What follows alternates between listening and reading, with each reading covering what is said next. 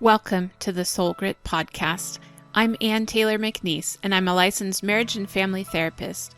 I also love Jesus, and I'm passionate about all things gospel and therapy. I created Soul Grit to be at the intersection of mental health and Christian faith. Christ followers need a place to ask questions and get answers about mental health.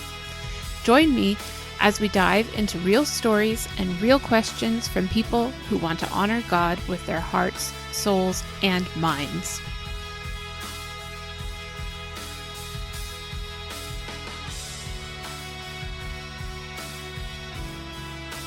Okay, today I want to welcome Ivy to the podcast. I'm going to have her introduce herself in just a minute, but before I do that, I would like to just share a couple of things about Ivy. She is actually my colleague that shares a wall, so sometimes I can hear her laughing in session. We're both marriage and family therapists, and she will be on the other side of the wall, and I know her sessions are going well. So, Ivy, tell us a little bit about yourself. And you're very right. Outside of giggling from time to time, I'm a licensed marriage and family therapist for women and couples. And my specialties are anxiety and insomnia. I have a little bit of an obsession about good quality sleep. Yes, and that's actually the reason why we've invited Ivy to be here today. That, and I just think she's a winsome person. So, Ivy, I thought just so people could get to know you, I'd tell them how we actually met. So, okay. Ivy actually stalked me online. No, just kidding. Ivy found my It's profile online, and she wanted to network with other therapists in the area. And so I reverse stalked her after she reached out to me, and I said, "Hey, this is another therapist who's close to my age group. She's got children. She's a Christian. Like, we're probably going to be friends, right? Like, no stranger danger at all." And so I invited Ivy, just come right over to my house and have a cup of tea on my couch because, we both have small children and it was hard to, actually go out for coffee. And so Ivy was willing to come over and come into a strange lady's house, and we became fast friends and later moved in together as office mates. So to recap, folks, what she's saying is she invites a total stranger whom she has never met to come into her home where her kids sleep to have coffee together. Yeah. And if I had never done that, then we would have never bought furniture together. That is true. That is very true. So now we're coming up on the 2-year mark of sharing an office together. And one of the things that I do like about you, Ivy, is that you're just so driven and ambitious. Like, you see a problem and you want to tackle it. You want to reach more people. And all at the same time, you are still loyal and faithful to this calling that God has a calling on your life, and that you want to teach people about prayer and about honoring God with their mental health. And that's what we're all about here. So absolutely. Today, though, we're going to talk about sleep. And first of all, we all think with that, we know, like, sleep is important. You're supposed to get 7 to 8 hours a night, right? But tell us just why you think sleep is important. Well, if you think about the human body, our bodies work super, super hard all day, right? Your brain is always going, trying to send all the signals. Your heart is trying to beat and it's pumping blood everywhere. Your lungs are trying to keep you alive. Everything is working well, like a well-oiled machine. And then when you sleep at night, that is the time for your body to finally get rest. It's so super important. Remember, your body is an oiled machine, but if you're not sleeping, then that machine begins to break. So sleep helps to give your brain a break. It gives your organs a break. It helps you feel refreshed. It helps to balance out your mood. And it even helps your immune system get stronger so that your body can work hard and fight diseases all day long. Yeah. So what are some of the effects that you see if people aren't getting adequate sleep? So some people have issues with their memory. They can't really remember much. Their mood, they're feeling cranky constantly, or their anger issues. They can't focus at all. They're not very efficient at home or at work. And some people, it actually affects their blood sugar as well. They Hmm. get sick constantly. It's just really bad. Brain fog, they get dependent on caffeine or dependent on substances. Some people just want to isolate, and then it actually leads to anxiety and depression. So, Mhm. really, really big thing right here. Yeah. And I've even seen as a therapist when I see a client that's coming in with anxiety or depression, one of the Mhm. first questions I ask is, are you sleeping? Are you sleeping Right. enough? Are you sleeping too much? Because those can be Mhm. tied into those diagnoses. But Absolutely. also, I've found that if people just get the right amount of sleep, that a lot of those symptoms resolve themselves. They're not Yes. moody anymore. They're not cranky anymore. They feel like they can face the day. And Yes. so you actually have a way that you help people with sleep, correct? Yes, yes. It is called CBTI. It's cognitive behavioral therapy for insomnia. And it really is the gold standard for insomnia treatment in the US. No medications, no doctor's visits. It's just working on your thoughts about sleep, working on your sleep hygiene. So, those are the little behaviors that you can do so that you set up your environment in a way that makes you comfortable enough to sleep, and then we do a lot of breathing and relaxation so that all those things work together to help your body, encourage your body to finally be able to shut down instead of being on high alert all day long. And we essentially will just reset your body's circadian rhythm. That's basically what it is. So it's a reset that you do with the aid of a therapist, right? Exactly. So, Yes. how did you, in the first place, become interested in helping people with sleep? Well, I've always been obsessed with sleep. It's always been a thing for me. Like everybody would make fun of me when I was growing up, like, okay, Ivy needs to sleep. Like, do you want to play some more? I'm like, no, Nope. I need to go to bed. And they were like, okay, she's strange. And even in college, when people are like, do you want to stay up and hang out? And I'm like, no, gotta go to bed. I've always loved sleep. But I grew up in a household with a dad who was a lifelong insomniac. Mm, He just couldn't sleep. And my grandma was the same way. And I grew up believing that it was just something that ran in the family. Once you have insomnia, you'll always have insomnia. And that's what they always believed. And I was talking to a colleague of mine, and she mentioned something about CBTI, and it's doing all these great things for her clients. And she's using it with combat vets, and they're getting great results. And they are off medications after a few weeks. And I was like, what? Because as a therapist who works with anxiety, sleep mhm. is a huge issue for majority of my clients, and I just wasn't feeling like I was helping them with the sleep component. And I felt the same way you said, Anne. If I could help them sleep, then maybe a lot of the anxiety and depression would just resolve itself. So I dove in and decided I'm going to get trained in CBTI. I'm going to start using it. Let's see if this thing actually works. And the results were mind blowing. It really, really works in majority of the clients that use it. Yeah. So while you were doing this training, did you Mhm. run across any kind of crazy statistics or information you think people would be interested to know? Yes. So I learned that most people at some point in their life have talked in their sleep. It's Oh. very interesting. Apparently, that's something that we all do. And on average, we wake up about 5 to 6 times every night.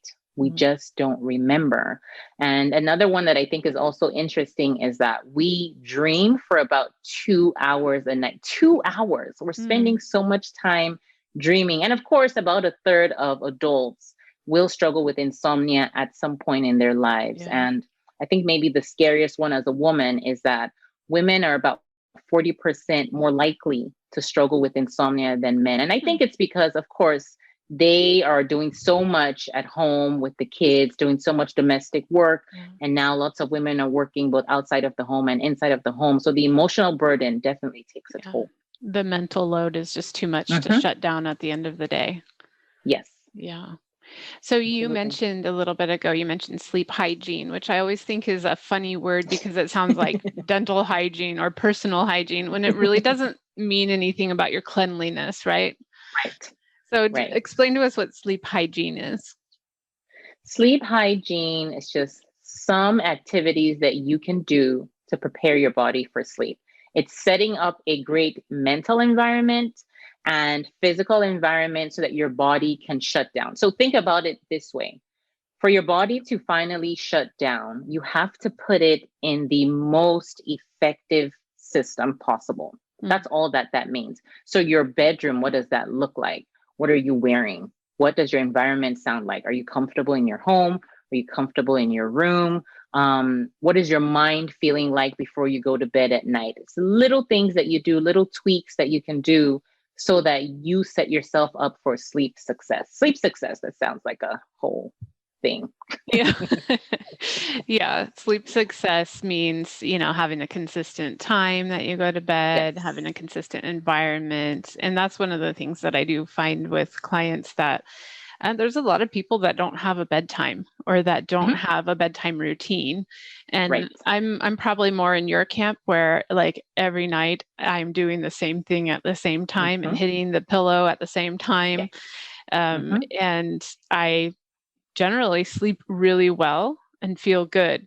And so then when I work with clients who are like, sometimes I go to bed at midnight, sometimes 2 a.m. I'm thinking, no. We're going to get this turned around. If you sleep earlier and you sleep at the appropriate times, this is going to be better for your overall mental health, your productivity, your relationships even. That is true. And so is it true that people should sleep 8 hours? And is there an ideal time for people to sleep? Well, here's the thing. Don't necessarily get caught up on the numbers. But if we are going to talk about a number, 7 hours has actually been found to be the optimal number. However, that being said, everyone has different sleep needs. I could definitely not survive on 7 hours. I need way more than 7 hours. Some people need closer to 9 hours. So you just have to tweak it and see what works for you, right? Some people are early birds and they'll wake up at 4 a.m. every morning and that's what works for them. Some people need to wake up closer to 8 a.m. or 9 a.m. Try different schedules and see what works for you. However, I would say though, the one mistake that a lot of people make about their sleep is that they sleep in on the weekends. So on the days when they're off work, they'll say, I typically wake up at 6 a.m. Today's Saturday, I'm not working, so I'm going to wake up at 10 a.m. So what that is doing is it's throwing your body's clock off kilter. Your body needs to know when it's supposed to wake up and when it's supposed to sleep. And yes, even though I said that your body is a well-oiled machine, it really doesn't, there's certain things that your body just doesn't know about. So you have to tell your body when you want it to shut down and when you want it to wake up. And if you don't have that regular wake up time and sleep time every day, your body doesn't know when to produce melatonin for you to shut down and when to produce adenosine, which helps you kind of wake up and be alert during the day.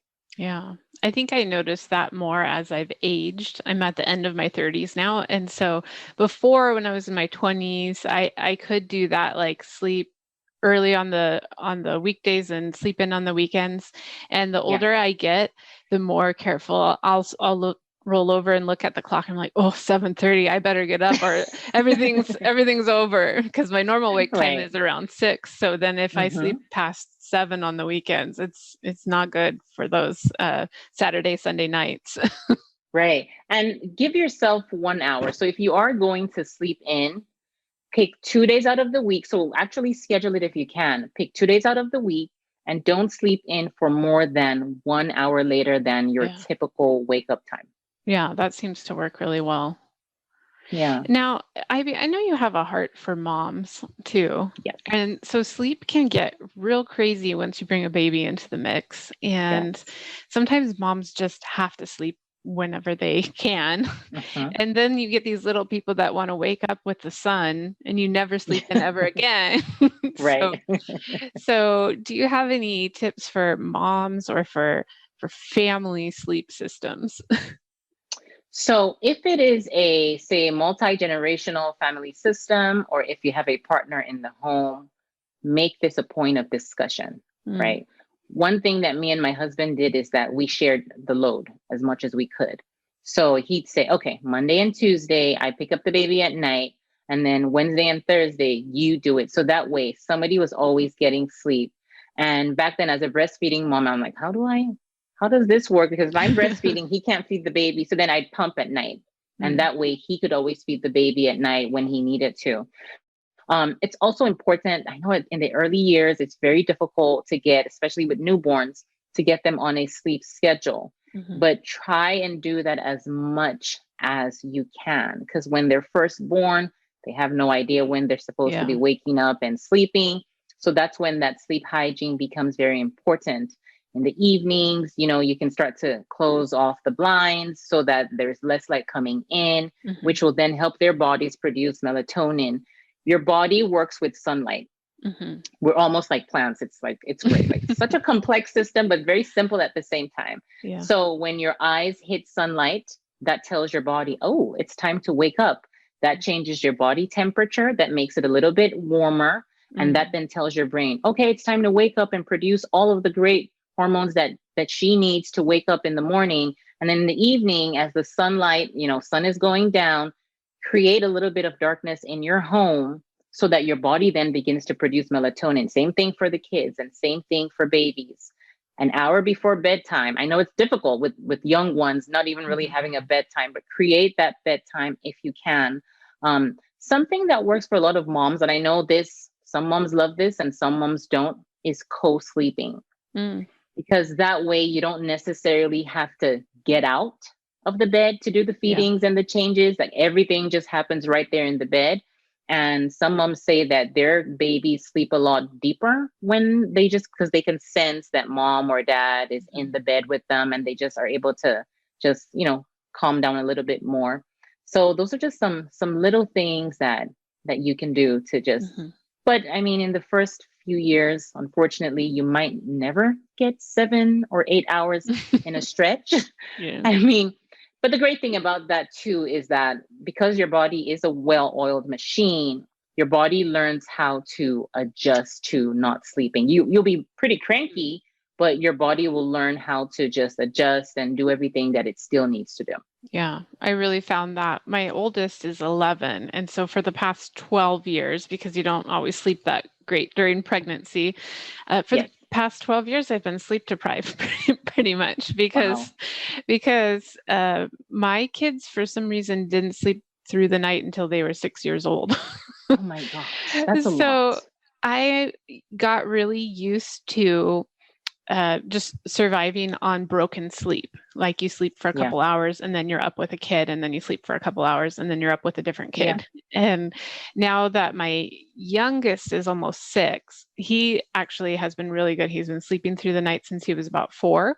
And so now that I'm back to having uninterrupted sleep, if there's a night where somebody's sick or has a bad dream, then the next day I'm just ruined. I'm like, I used to do this all the time. What is going on? Don't fail me now. Yeah, it's been really hard. So, okay, so when you were talking about sunlight, I was remembering some things that I've heard about blue light of screens and all of that. And so is that the same process that's happening? Like our bodies are thinking it's sunshine when we see the screens? So what happens is when you see the screen, for some reason, it just blocks production of melatonin. Like your body is like reading it in a weird way. And it's like, what is this thing? Okay, let me just stay alert. Let me not produce melatonin so that you don't go to sleep. So it's this weird artificial light that your body just doesn't even know what it is at all, which is why I tell all of my clients an hour before bedtime, put away your phones, your tablets, just all electronics. Blue light doesn't affect everyone, but it's just a good practice to get your mind calm and quiet an hour before bed so that your body just knows to relax. Yeah, good. Now, we're both people who love God, and we read our Bibles and we attend church and all that. But I don't necessarily think that Christians talk all the time about sleep, or why sleep might be important for Christians, or why God would even care about sleep. And so in your process of becoming like this sleep expert, what are some of your thoughts about that? God 100% loves for you to sleep. Remember, on the 7th day, what did he do? He rested. Yeah. He rested. He didn't sleep, but he rested. which I think is our human equivalent of self-care and sleep and rest and nurturing our bodies. And the way he designed our bodies, he clearly did not expect us to be going 24 hours of the day. He created our bodies to be able to shut down a few hours a day, recharge, replenish, so that we can wake up the next day and go on and do things. Something that I really love to point out to clients, I say, Jesus took naps. Oh, yeah. Jesus took a nap. It was in the Bible. He had times when he decided, let's go away into a quiet place. Sometimes he'll go away to pray. Sometimes he'll go away to fellowship with the disciples. And there was the story when there was the storm. And what was Jesus doing? He was taking a nap. Sleeping in the boat. Sleeping in the boat. And I've always thought of that as a great example for us. Jesus probably didn't really need to rest if he didn't want to. But that was a great example that we're supposed to just relax and rest sometimes so that we can recharge enough to go back into the world and complete the missions and the callings that God has for our lives. Yeah, that's really great. I'm thinking now that we're talking about it, like different Bible verses are running through my head that do actually talk about sleep. Like even in the Psalms where David's saying, like, I can sleep without fear because like God is protecting me. And so from the Old Testament creation through the New Testament, we see that this is an important part of what it means to be a follower of God. Absolutely. Sleep is very important. I don't think God put us on this earth to just be go, go, go all the time. I think he wants us to have rest. The word rest is, rampant throughout the Bible. I think he wants us to have peace. That's also very rampant throughout the Bible. And I don't think he wants us to be in chaos, which if you don't get enough sleep, you will feel like you're in chaos all the time. Your mind and your body are in chaos without sleep. Yes. It's a process of ordering. Even when you look at what happens when we're dreaming, it's like our mind is organizing and filing away information that we've received over the last few days or even back years before. And so it is the process of order and not chaos, right? Yes. Yeah. He is a God of order. He's not a God of chaos. He doesn't want us to be in chaos all of the time. No. Yeah. Good. So I would like to hear a little bit more about CBTI and just like what are the components? Like if somebody wanted to do cognitive behavior therapy for insomnia, what would that look like? So it's a 6-week process. That's all it is. Wow. 6 weeks, 6 sessions. That's all it is. You don't really need so much time. I would say though, before starting CBTI, it is important to know what is the root cause of your insomnia. So if it's chronic pain, for example, then once we work on that chronic pain, then maybe the insomnia will get a lot better. Or if it is, I don't know, let's say a recent injury or pregnancy, something of that nature, then it will be important, or asthma, breathing issue, work on that first, or sleep apnea. But if all of those issues are not really coming into play, then you are a great candidate for CBTI. So the first step is that's the part I love the most, is the sciencey part, where you learn all about your body's sleep system. How does your body shut down? Why does it need to shut down? What happens when it's not shutting down? You also learn about sleep medications, because many people who have insomnia are taking sleep aids, whether over the counter or prescribed. And that's the number one thing that clients often will say to me is, I don't want to be on meds anymore. Now, this is the part where you do have to work with your prescribing physician, because there is a section in CBTI that describes how to taper off medication safely. So that part, I can't work with you on that because I'm a therapist, not a doctor, but it is a conversation starter for you and your prescribing physician or nurse practitioner. And then next, you learn about the importance of relaxation, and you start to monitor your sleep patterns. It takes maybe 5 minutes a day, because it is important for you to realize what your sleep patterns look like. What time do you wake up? What time do you go to bed? How many times do you wake up in the middle of the night? How much sleep are you actually getting? And what is your sleep efficiency? So sleep efficiency just simply means when you look at the time that you spent asleep, how much of that time are you actually spending asleep? Technically, you want your sleep efficiency to be 90-ish% or higher. Most people with insomnia, I'm seeing people that have like 40% sleep Oh, efficiency. So let's say they were asleep for 10, like they were laying in bed for 10 hours. They only slept for 4, which they're not. They're not sleeping for 10 hours ever. That's why it's insomnia. mm, And then after that, you learn about stress and what that does in the body. You also learn about relaxation and how that helps you sleep. And then we introduce some relaxation exercises and things to just really calm your mind. We then talk about sleep hygiene. We look into your sleep environment. And I typically ask, do you like your bedroom? Do you like what it looks like? What it mm, smells like? What sounds are you getting from your bedroom? And I like to focus on all of the senses. So when you lay down at night, what do your sheets feel like? Are they mm, cool? Are they hot? Are they itchy? Do they smell? Do they get washed? What are you wearing to go to bed at night? Are you hot, itchy? We go through all of the process. Do you mhm. like it? Do you feel comfortable in it? Is your husband in the bed and is he snoring? Because for some Yeah, people, that is the problem. His that is the husband is problem. snoring all night. Right? So we talk about those things. We even talk about things like the paint on the walls. Do you like the Mhm, paint?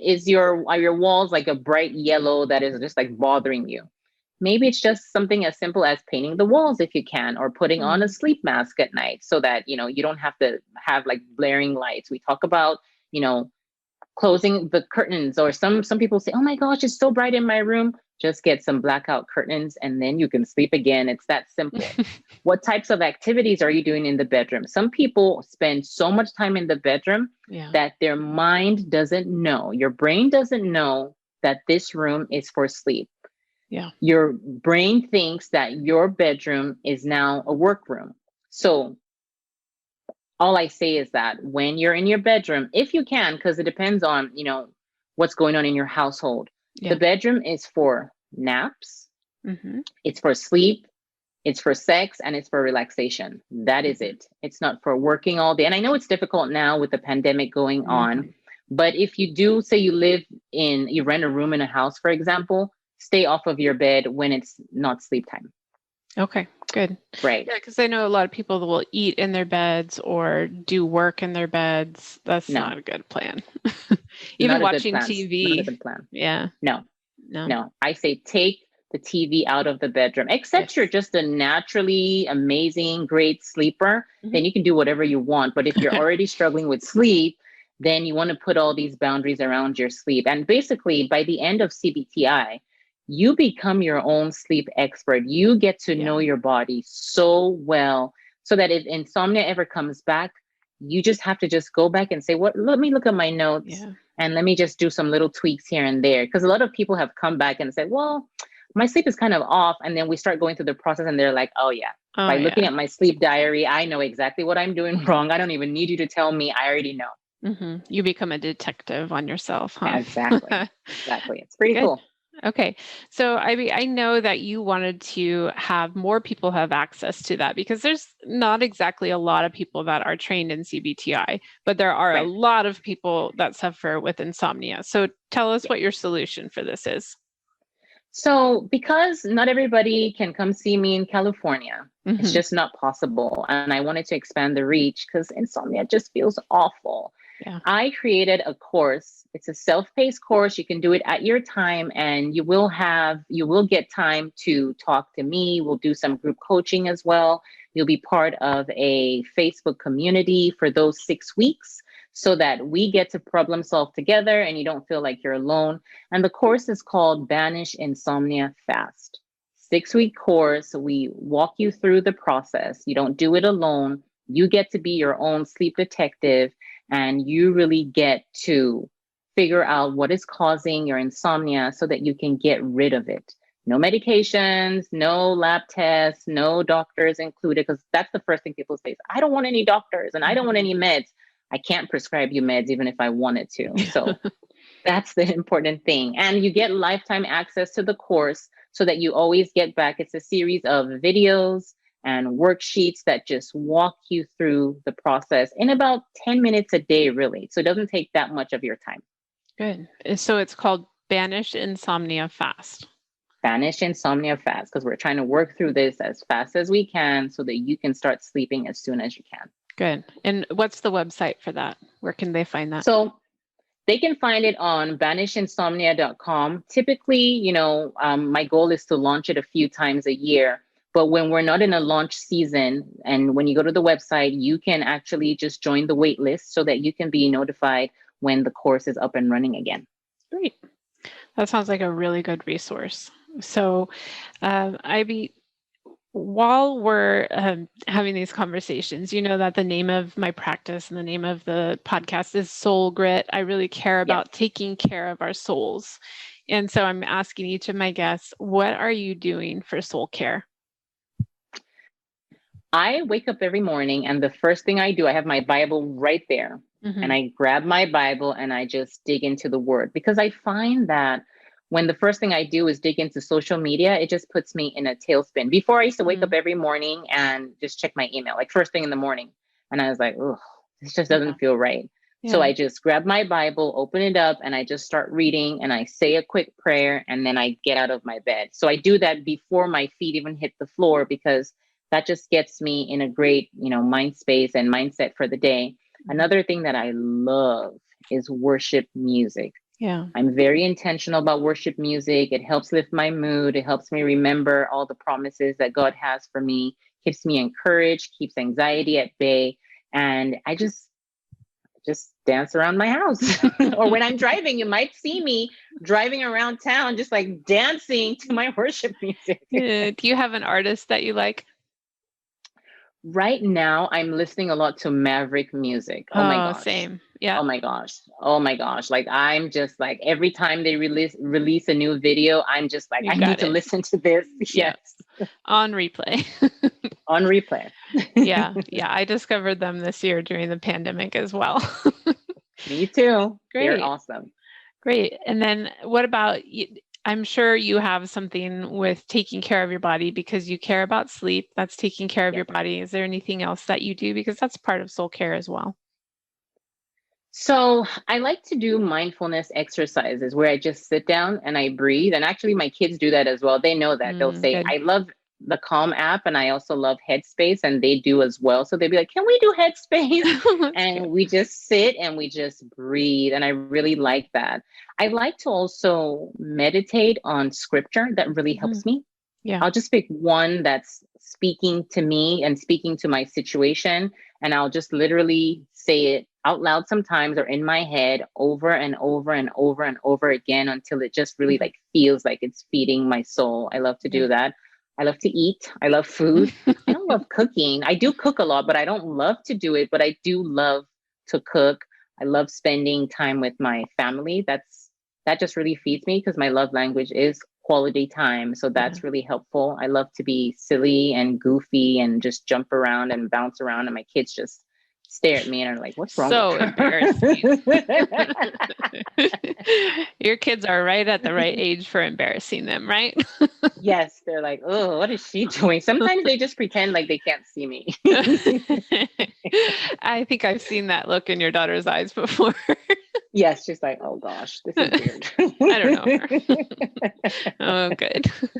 Yeah. Well, Ivy, before we wrap up here, I just want to mention that you're not only a sleep expert, you also are an expert on just women in general with anxiety, and also couples and the marriage relationship. You even get into dating and all of that. So especially if you are a woman of color, that Ivy is the person for you. And if you're not in California and you can't hire her for therapy, then you can go to her website, and there's a lot of free resources. I was just stalking your page the other day, and I was like, wow, she has really put out free ebooks and different materials. There's lots of videos that you have that are available if they follow you on social media or anything like that.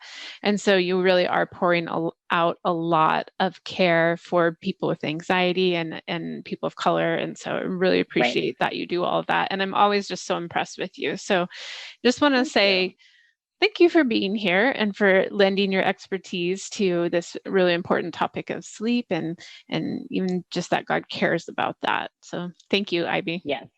And thank you for having me. This was so much fun. And of course, if you want to find my therapy website and all the resources that Anne is talking about, you can find me at thezinniapractice.com, and I'm on Facebook as The Zinnia Practice and Instagram as well.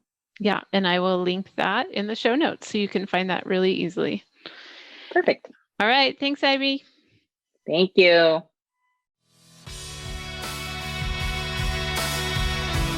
The Soul Grit podcast is a production of Soul Grit Resources. You can find more at soulgritresources.com or on the socials at Soul Grit Resources. You can email me at info@soulgritresources.com.